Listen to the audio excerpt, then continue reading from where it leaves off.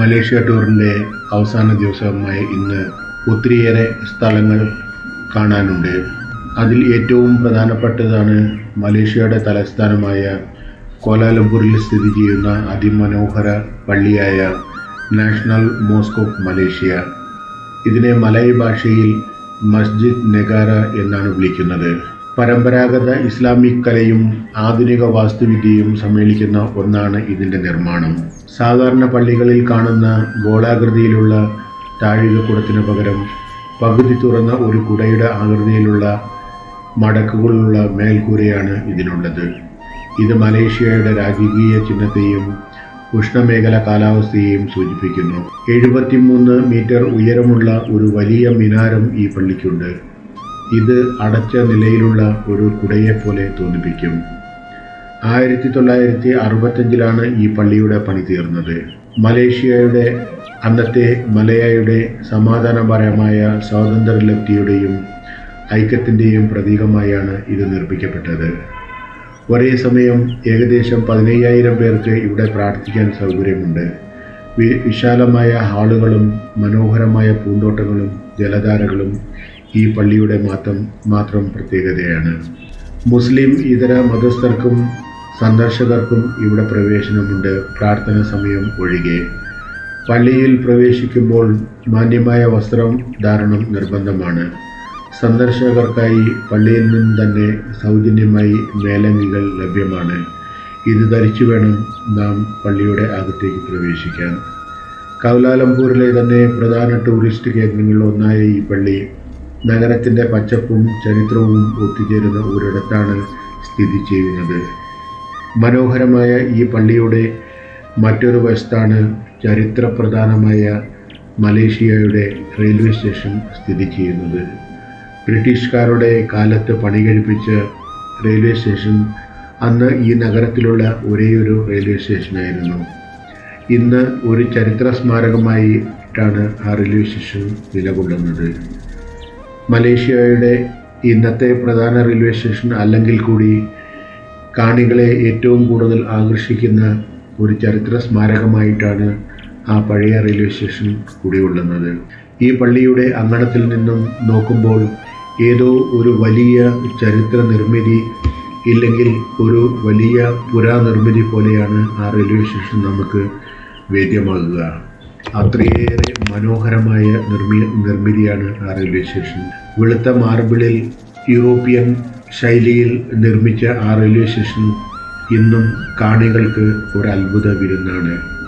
അവിടെ നിന്നും ഈ പള്ളിയെയും ഈ പള്ളിയിൽ നിന്ന് ആ റെയിൽവേ സ്റ്റേഷനെയും കാണുക എന്നത് തന്നെ വലിയ ആനന്ദകരമായ ഒരു അവസ്ഥയാണ് മനുഷ്യനുണ്ടാക്കുന്നത്. കാരണം രണ്ട് മനോഹരമായ സൃഷ്ടികളാണ് ഈ രണ്ടും. പള്ളി മതപരമായ വിശ്വാസത്തിൻ്റെ പ്രതീകമായിട്ടാണ് നിലകൊള്ളുന്നതും നമുക്ക് സന്ദർശകർക്കായി തുറക്കപ്പെടുന്നതും. എന്നാൽ റെയിൽവേ സ്റ്റേഷൻ സന്ദർശകരുടെ മുമ്പിൽ എത്തുമ്പോൾ അത് ഒരു ചരിത്ര സ്മാരകമായും യൂറോപ്യൻ അധിനിവേശനത്തിൻ്റെ ഏറ്റവും മഹത്തായ ഒരു സംഭാവനയായിട്ടുമാണ് നമുക്ക് കാണുവാൻ സാധിക്കുക. ഈ പള്ളിയുടെ ചുറ്റും മനോഹരമായ പൂന്തോട്ടങ്ങളും ജലധാരകളും ഒക്കെയുണ്ട്. വളരെയേറെ മനോഹരമായിട്ടാണ് ഈ പള്ളിയും പരിസരങ്ങളും ഇതിൻ്റെ ഓരോ സൃഷ്ടിയും നടത്തിയിരിക്കുന്നത്.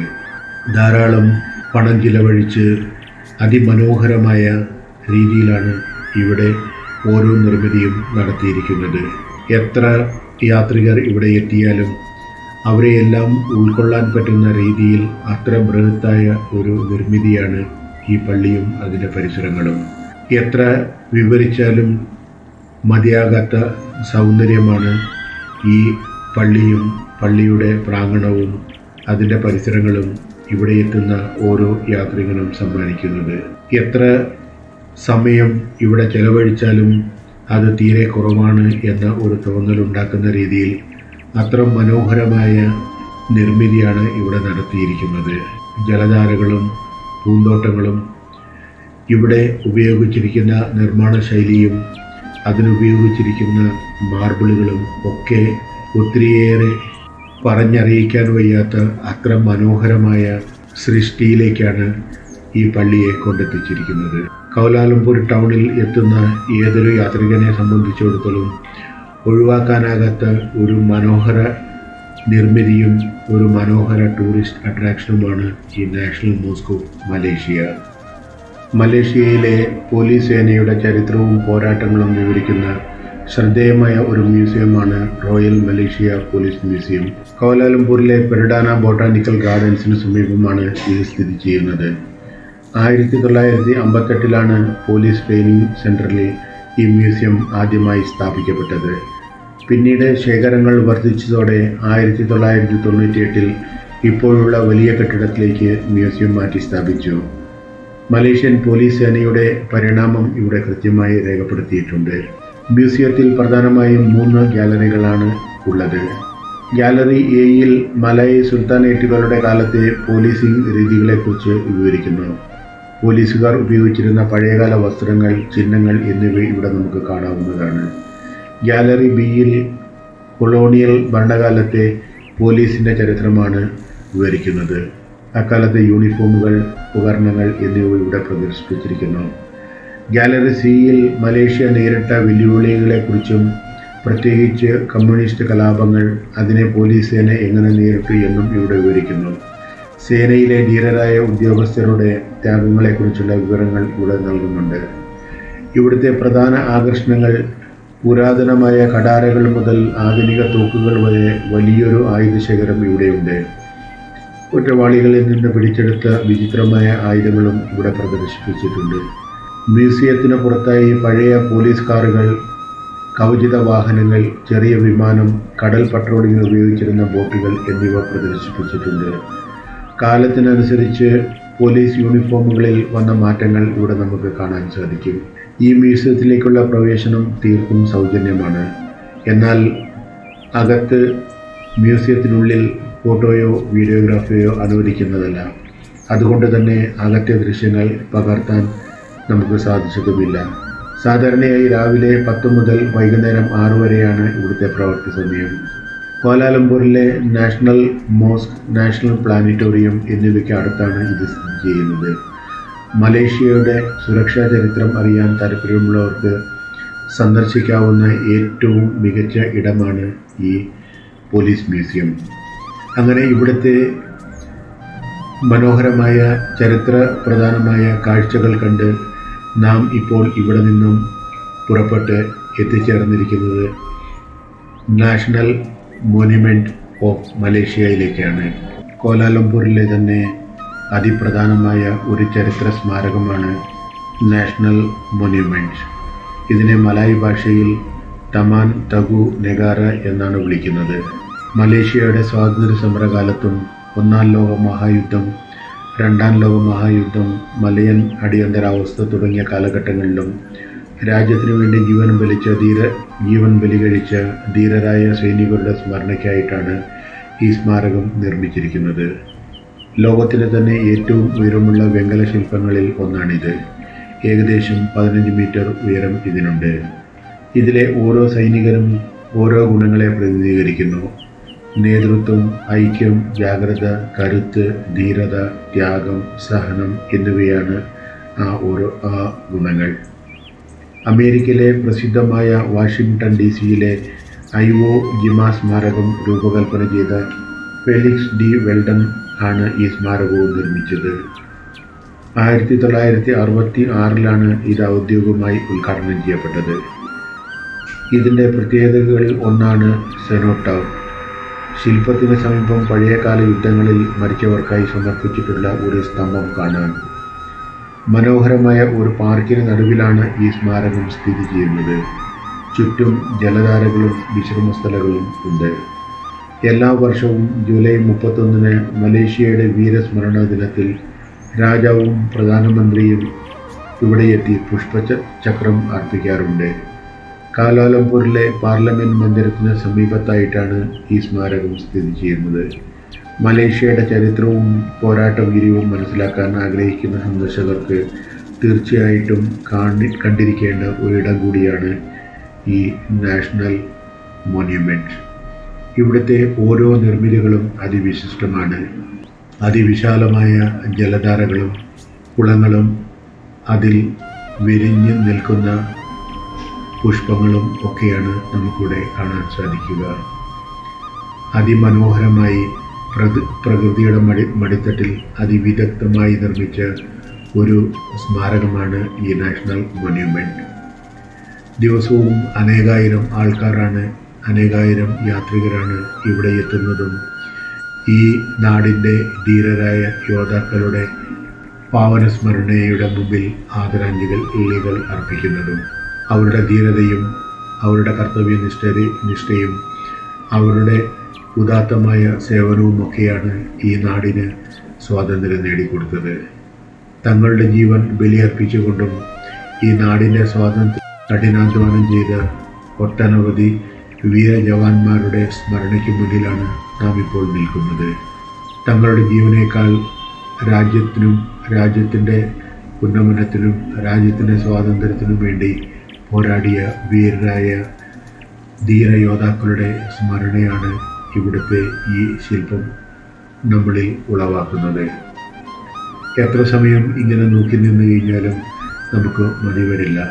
കാരണം ഈ ധീരജവാന്മാരുടെ സാഹസികമായ ജീവിതത്തെക്കുറിച്ച് ചിന്തിക്കുമ്പോൾ നമുക്ക് തന്നെ നമ്മുടെ രക്തം തിളച്ചു കയറുന്നതായി തോന്നും ഇവിടെ നിൽക്കുമ്പോൾ.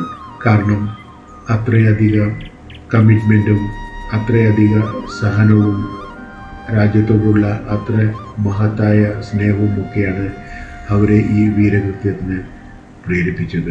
വിശാലമായ അതിമനോഹരമായ ഒരിടത്തായിട്ടാണ് ഈ നാഷണൽ മോണ്യുമെൻറ്റ് സ്ഥിതി ചെയ്യുന്നത്.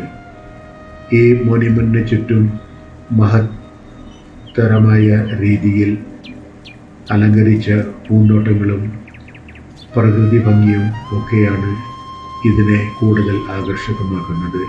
ചുറ്റും മലനിരകളുടെ പച്ചപ്പും പ്രകൃതിയുടെ അവിശ്വസനീയമായ സൗന്ദര്യവും പെയ്തിറങ്ങുന്ന മേഘങ്ങളുടെ വർണ്ണിമയും ഒക്കെ ഈ മനോഹരമായ വെങ്കല പ്രതിമകൾക്ക് എന്തൊന്നില്ലാത്ത ഒരു ആനച്ചന്തം നൽകുന്നുണ്ട്. ഇവിടെ നിന്ന് ഫോട്ടോ എടുക്കാനും ധാരാളം വീഡിയോകൾ ചിത്രീകരിക്കാനുമുള്ള അസുലഭമായ അവസരമാണ് ഇവർ നമുക്കായി ഒരുക്കുന്നത്. സഹയാത്രികരിൽ ഒട്ടനവധി സഹയാത്രികരും ഈ വെങ്കല പ്രതിമയുടെ മുമ്പിൽ നിന്ന് ധാരാളം ഫോട്ടോകളും വീഡിയോകളും ഒക്കെ എടുത്ത് തങ്ങളുടെ ഈ നാടിൻ്റെ ചരിത്രത്തെ കുറിച്ചുള്ള ഓർമ്മകൾ തങ്ങളുടെ ക്യാമറയിലും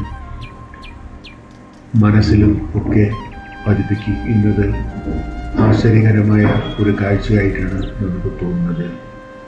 അതോടൊപ്പം തന്നെ ഇവരുടെ എല്ലാം സ്മരണയ്ക്ക് മുമ്പിൽ അവരെ അനുസ്മരിപ്പിക്കുമാറ് ഒരു സ്തംഭവും സ്ഥാപിക്കപ്പെട്ടിട്ടുണ്ട്. മലേഷ്യയുടെ ഉന്നമനത്തിനും നാടിൻ്റെ സംരക്ഷണത്തിനുമായി ജീവൻ ബലിയർപ്പിച്ച അനേകായിരന്മാരെ ഓർക്കാനുള്ള ഒരു സ്തംഭം കൂടിയാണ്. ഇത് സ്ഥാപിച്ചിരിക്കുന്നത് മനോഹരമായ പൂന്തോട്ടങ്ങളുടെ മധ്യത്തിലാണ്. ഇവിടെ എത്ര സമയം ചിലവഴിച്ചാലും എത്ര സമയം ഇതിനു ചുറ്റും നടന്ന് ഇതിൻ്റെ മനോഹാരിത ആസ്വദിച്ചാലും നമുക്ക് മതി വരില്ല. അത്ര ഭംഗിയായിട്ടും അത്ര ആകർഷണീയമായിട്ടും ആണ് ഇതിലെ ഓരോ കാര്യങ്ങളും രൂപകൽപ്പന ചെയ്തിരിക്കുന്നതും നിർമ്മിച്ചിരിക്കുന്നതും. അങ്ങനെ മഹത്തായ ഒരു കാഴ്ച കണ്ടതിന് ശേഷം നാം നമ്മുടെ ഇന്നത്തെ ഐറ്റിനറിയിലെ മറ്റ് സ്ഥലങ്ങൾ സന്ദർശിക്കാനായി മുന്നോട്ട് നീങ്ങുകയാണ്. കോലാലംപൂർ സിറ്റി സെൻറ്ററിലെ KLCC കൺവെൻഷൻ സെൻറ്ററിന് താഴെ സ്ഥിതി ചെയ്യുന്ന ലോക നിലവാരത്തിലുള്ള ഒരു സമുദ്ര മ്യൂസിയമാണ് അക്വേറിയ KLCC. മലേഷ്യയിലെ ഏറ്റവും പ്രധാനപ്പെട്ട വിനോദസഞ്ചാര കേന്ദ്രങ്ങളിൽ ഒന്നാണിത്. 90 മീറ്റർ നീളമുള്ള ടണലാണ് ഇതിൻ്റെ ഏറ്റവും വലിയ പ്രത്യേകത. ഇവിടുത്തെ ഏറ്റവും വലിയ ആകർഷണം 90 മീറ്റർ നീളമുള്ള സുതാര്യമായ വെള്ളത്തിനടിയിലെ ടണലാണ്. ഇതിലൂടെ നടക്കുമ്പോൾ സ്രാവുകൾ, കൂറ്റൻ തിരണ്ടികൾ, കടലാമകൾ എന്നിവ നമ്മുടെ തലയ്ക്ക് മുകളിലൂടെ നീന്തിപ്പോകുന്നത് കാണാം. 60,000 ചതുരശ്ര അടി വിസ്തീർണത്തിൽ വ്യാപിച്ചു കിടക്കുന്ന ഈ അക്വേറിയത്തിൽ 5000-ത്തിലധികം കടൽ ജീവികളും കരയിലും വെള്ളത്തിലും ജീവിക്കുന്ന ജീവികളുമുണ്ട്. കടൽ തീരങ്ങൾ നദികൾ, പവിഴപ്പുറ്റുകൾ, ആഴക്കടൽ എന്നിങ്ങനെ വിവിധ ഭാഗങ്ങളായി ഇതിനെ തിരിച്ചിരിക്കുന്നു. സാൻഡ് ടൈഗർ സ്രാവുകളെ വളരെ അടുത്തുകൂടി കാണാൻ ഇവിടെ സൗകര്യമുണ്ട്. കൃത്യസമയങ്ങളിൽ മുങ്ങൽ വിദഗ്ധർ സ്രാവുകൾക്കും മറ്റു മീനുകൾക്കും ഭക്ഷണം നൽകുന്നത് സന്ദർശകർക്ക് കാണാൻ ഇവിടെ സാധിക്കുന്നതാണ്. കുട്ടികൾക്കും മുതിർന്നവർക്കും ഒരേപോലെ ആസ്വദിക്കാൻ കഴിയുന്ന കടലിനടിയിലെ അത്ഭുത ലോകം നേരിട്ട് കാണാൻ സാധിക്കുന്ന ഒരിടമായി മാറുകയാണ് ഈ അക്വേറിയ KLCC. അക്വേറിയ KLCCയിലെ മനോഹര കാഴ്ചകൾക്ക് ശേഷം നാട്ടിലേക്കുള്ള മടക്കയാത്രയ്ക്കായി ഇപ്പോൾ കൗലാലംപൂർ ഇൻ്റർനാഷണൽ എയർപോർട്ടിലേക്ക് യാത്ര ചെയ്തുകൊണ്ടിരിക്കുകയാണ്. ലോകത്തിലെ തന്നെ ഏറ്റവും വലിയ എയർപോർട്ടുകളിൽ ഒന്നായിട്ടാണ് കൗലാലംപൂറിലെ ഇൻ്റർനാഷണൽ എയർപോർട്ട് അറിയപ്പെടുന്നത് തന്നെ. കൗലാലംപൂർ നഗരമധ്യത്തിൽ നിന്നും ഏകദേശം 45 കിലോമീറ്റർ അകലെ സപ്പാങ് എന്ന സ്ഥലത്താണ് ഇത് സ്ഥിതി ചെയ്യുന്നത്.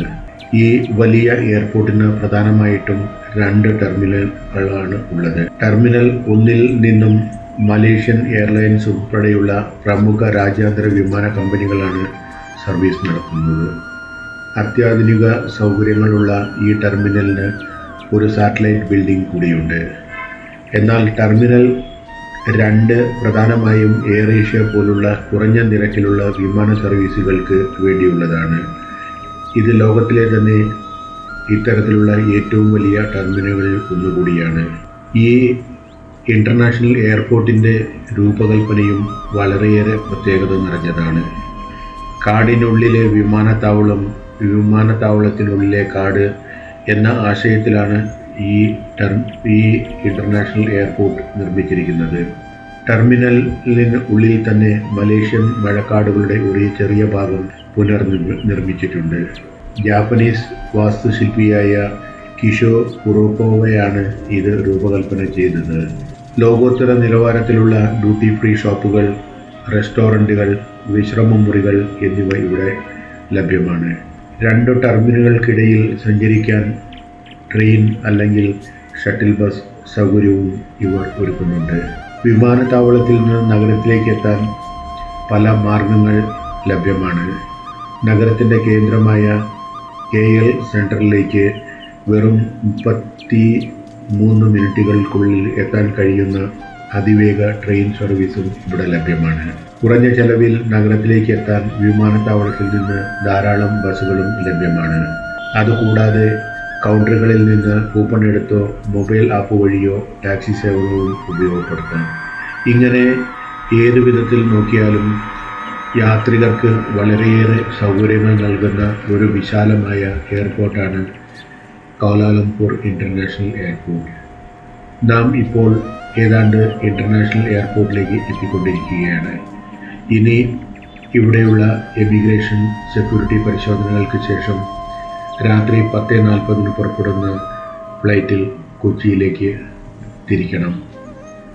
ഏതാണ്ട് രാത്രി 11:30 കൊച്ചിയിലെത്തുന്ന ഫ്ലൈറ്റിലാണ് നമ്മുടെ നാട്ടിലേക്കുള്ള മടക്കയാത്ര. ഏതാണ്ട് 3.5 മണിക്കൂർ യാത്രാ ദൈർഘ്യമുണ്ട് കൗലാലംപൂർ ഇൻ്റർനാഷണൽ എയർപോർട്ടിൽ നിന്നും